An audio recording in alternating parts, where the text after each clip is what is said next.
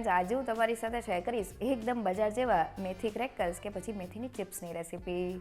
તો મેંદાનો ઉપયોગ કર્યા વગર આ ક્રેકલ્સને આપણે ઘઉંના લોટ સાથે બનાવશું. તેમાં મેથી અને ઘરના સિમ્પલ અને રેગ્યુલર મસાલા સાથે આપણે એક મિક્સર તૈયાર કરશું, જેને લોટમાં એડ કરીને આપણે મેથી ક્રેકલ્સને એકદમ ક્રિસ્પી અને સ્વાદમાં જબરજસ્ત તૈયાર કરશું. સાથે તૈયાર થયેલા મેથી ક્રેકલ્સ ઉપર આપણે એક ચટપટો મસાલો એડ કરશું, જેનાથી તેનો સ્વાદ 100 ગણો વધી જશે.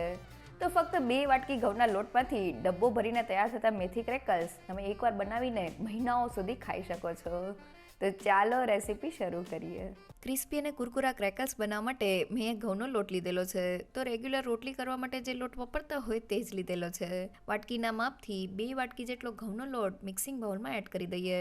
સાથે ક્રેકલ્સને ક્રિસ્પી બનાવવા માટે મેં ફક્ત અડધી વાટકી જેટલો આ રીતનો ઝીણો રવો લીધેલો છે. અને મેં અહીંયા ચણાનો લોટ લીધેલો છે.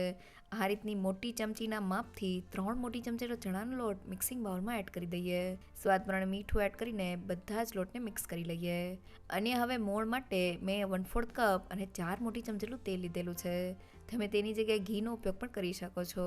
તો તેલ એકદમ સારી રીતે ગરમ થઈ જાય એટલે ગરમા ગરમ તેલને લોટમાં એડ કરી દઈએ. શરૂઆતમાં ચમચીની મદદથી અને પછી હાથની મદદથી તેલના મોણને લોટના દરેક કણમાં મિક્સ કરી લઈએ.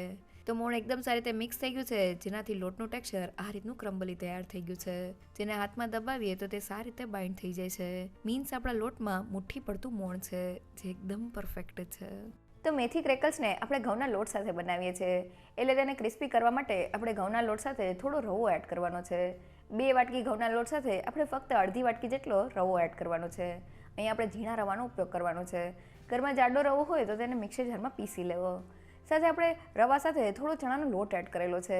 ચણાના લોટને લીધે ક્રેકલ્સનો સ્વાદ એકદમ વધી જાય છે. સાથે મેથીની કડવાશને પણ બેલેન્સ થાય છે. સાથે આપણે ક્રેકલ્સને ક્રિસ્પી તૈયાર કરવાના છે, એટલે આપણે લોટમાં મુઠ્ઠી પડતું મોણ એડ કરવાનું છે. અહીંયા મેં તેલનું મોણ એડ કરેલું છે, તમે ઘીનું મોણ પણ એડ કરી શકો છો. બસ તેને થોડું ગરમ એડ કરવાથી ક્રેકલ્સ એકદમ ક્રિસ્પી તૈયાર થાય છે. હવે લોટમાં એડ કરવાનો એક મિક્સર બનાવવા પેનમાં 1 મોટી ચમચી જેટલું ઘી એડ કરી દઈએ. હવે મેં અહીંયા 1 કપ જેટલા ફ્રેશ મેથીના પાનને ઝીણા સુધારી લીધેલા છે. તેને એડ કરીને મેથીને ઘીમાં સારી રીતે સાતળી લઈએ. તો મેથીને આ રીતના સતળવાથી તે એકદમ સોફ્ટ થઈ જાય છે અને લોટમાં સારી રીતે ભળી જાય છે. તો આપણી મેથી સારી રીતે સતળાઈને સોફ્ટ થઈ ગઈ છે. તો હવે મેં અહીંયા 1 કપ જેટલું પાણી લીધેલું છે. તેને એડ કરીને મિક્સ કરી લઈએ. તો આ પાણી સાથે આપણે લોટ બાંધવાનો છે, એટલે આપણે શરૂઆતમાં વધુ પડતું પાણી એડ નથી કરવાનું. હવે તેમાં 1 ચમચી જેટલું જીરું, 1 ચમચી જેટલા રેડ ચીલી ફ્લેક્સ, 1 મોટી ચમચી જેટલા સફેદ તલ અને અડધી ચમચી જેટલો અજમો એડ કરી દઈએ. બધા જ મસાલાને પાણીમાં મિક્સ કરી લઈએ. તો મસાલાને આ રીતના પાણીમાં મિક્સ કરવાથી તેની એકદમ સરસ ફ્લેવર આપણા ક્રેકલ્સમાં આવશે. તો બધી વસ્તુ મિક્સ થઈને આપણું પાણી આ રીતના ઉકળવા લાગ્યું છે. તો હવે તેને બાઉલમાં કાઢી લઈએ અને થોડું ઠંડુ કરી લઈએ. તો તૈયાર કરેલું મિક્સર હાથ અડાડી શકાય તેટલું ગરમ છે. તેને લોટમાં એડ કરતા જઈને લોટને બાંધી લઈએ.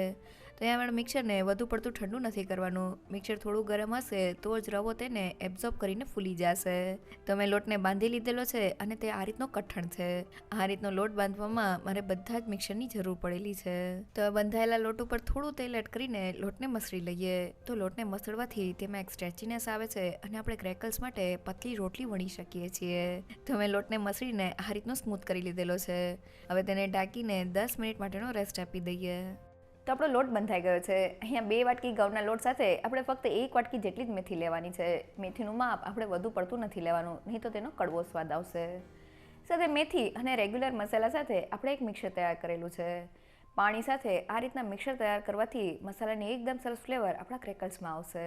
સાથે આપણે મિક્સરને થોડું ગરમ કરેલું છે. ગરમ મિક્સરને જ્યારે આપણે લોટમાં એડ કરશું ત્યારે લોટમાં એડ થયેલો રવો એકદમ સારી રીતે ફૂલી જશે અને ક્રેકલ્સ એકદમ ક્રિસ્પી અને સ્વાદમાં જબરજસ્ત તૈયાર થશે. સાથે આપણે ક્રેકલ્સને ક્રિસ્પી તૈયાર કરવાના છે, એટલે આપણે લોટને કઠણ બાંધવાનો છે.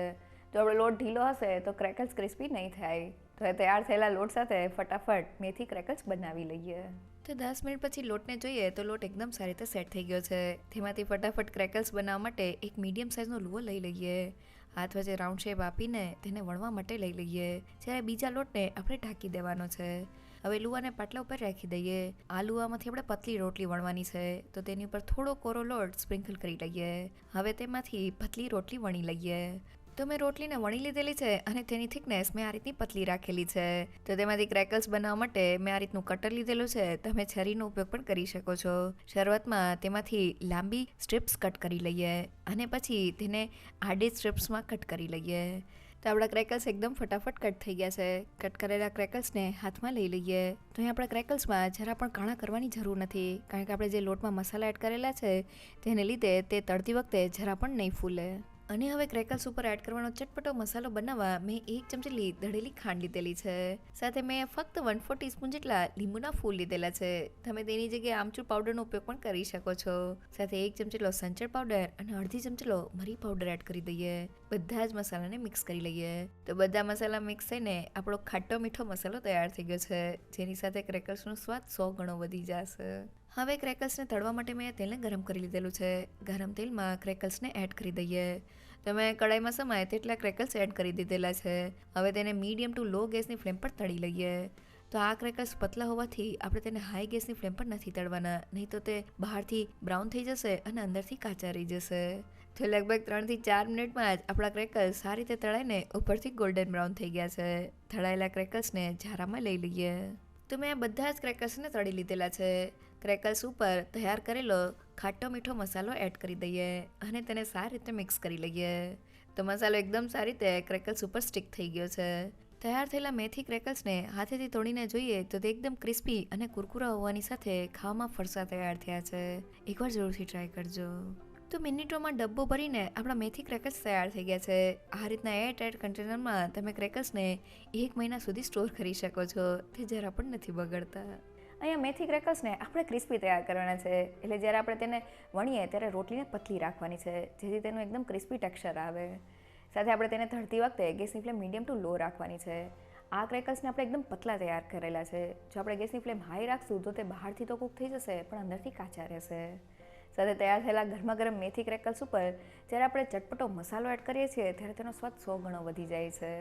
ફક્ત 2 વાટકી ઘઉંના લોટમાંથી ડબ્બો ભરીને તૈયાર થતા મેથી ક્રેકલ્સ એકવાર ચોક્કસથી ટ્રાય કરવા જેવા છે. જો તમને મારી આજની રેસીપી ગમી હોય તો મને કમેન્ટ સેક્શનમાં જરૂરથી કહેજો. સાથે મારા વિડીયોને લાઇક અને ફ્રેન્ડ્સ અને ફેમિલીમાં શેર કરજો. અને મારી ચેનલને સબસ્ક્રાઈબ કરવાનું ના ભૂલશો. તો ફરી મળીએ એક નવી રેસીપી સાથે.